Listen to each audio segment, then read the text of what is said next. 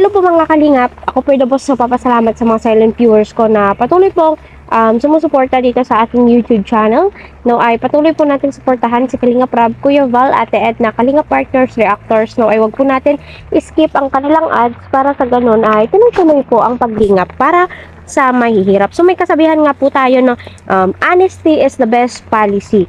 Ano, maging honest po tayo sa mga taong tumutulong po sa atin at sabihin po natin kung ano po yung buong katotohanan, kung ilan po kayo sa bahay. So, just to make it clear, wala po akong masamang tinapay kay Lolo Nestor. Ang gusto ko lamang po, kagaya ng sinasabi ni Kalingap Rab sa kanyang live na hihiramin niya si Rina pansamantala. So, yun po yung inaabangan ng karamihan. Baka pagkatapos po ng New Year, pag-usapan po nila ni Lolo Nestor para din po ito sa kapakanan ni Rina. Kagaya nito, andyan po yung kapatid ni Rina at yung kapatid ni Lolo ni Rina at anak ni Lolo ni Rina. So sana andyan din po si Lola Josefina. Diyan nakatira din po sa bahay nila Lolo Nestor. Bakit andoon siya sa kabila? Maganda naman po yung bahay at saka malaki naman din po para sa akin, babae po ako. Di din po maiaalis sa aking kaisipan kung bakit until now hindi pa po gumagaling si Rina. At yung number 1 na nakikita ko po dito no, sa kwento po ni Lolo Nestor is nalilipasan ng gutom itong si Rina. Kagaya nito 2 p.m. na no, 2 p.m. na si Rina nakakain at yung kinain niya gatas at saka tinapay dapat is kanin at sabaw tapos inom ng gamot.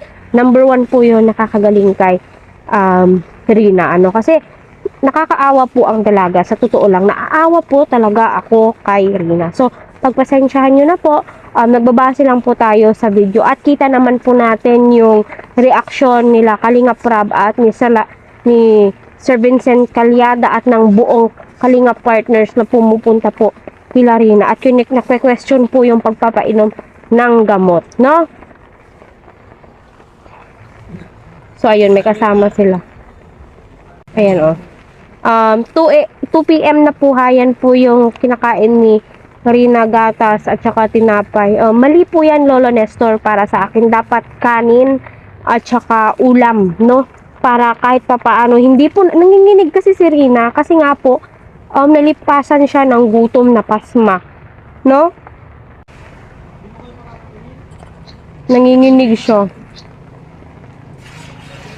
Kahit kompleto po si Rina ng tulog ng tulog si Rina, tulog ng tulog, kulang sa kain at may iniinom pang gamot, wala, di po gagaling yan si Rina, no? Di po yan siya gagaling, no? Mas mainam, kahit na nakatulog si Rina, pwede naman, Rina, gising ka, kain tayo para makainom ka ng gamot, tulungan mo ang iyong sarili, ganun, no? Para sa akin lang po para lang po sa akin yun.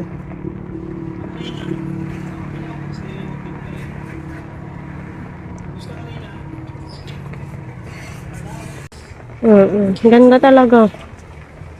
Wow. Ayun si Lola. So ayan, may lumabas. So ayan no, si Tiyuhin.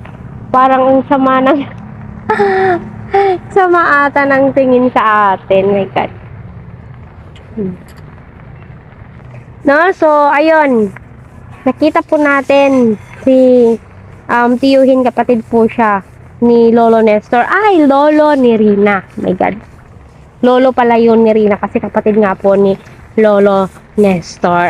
So sana maging honest po tayo sa mga taong tumutulong sa atin. Kasi nga, sa previous vlog ni Kalingap Rab na sa part 37, tinanong ni Kalingap Rab kung sino yung nakakasama sa bahay. Sabi niya is yung isang kapatid niya at saka yung isang anak niyang bunso, si Rina at siya. So, 3 po sila nandun. So, mas mainam, no, yung option po ni Kalingap Rab na dyan muna, no, titira sa poder ni Rab. So, papayag kaya si Lolo Nestor sa gusto ni Rab. No, para sa akin, my God, papayag ako. No, para kahit papaano ay makapagpahinga, Kasi, alam nyo, di po biro mag-alaga ng ganito. No? May mga times, yung mga ganitong sitwasyon, nagiging hyper, nagiging aggressive, so di po talaga maiiwasan. Just to make it clear, wala po akong masamang tinapay. Kay Lolo Nestor, nagbabase lang po tayo sa napapanood po natin,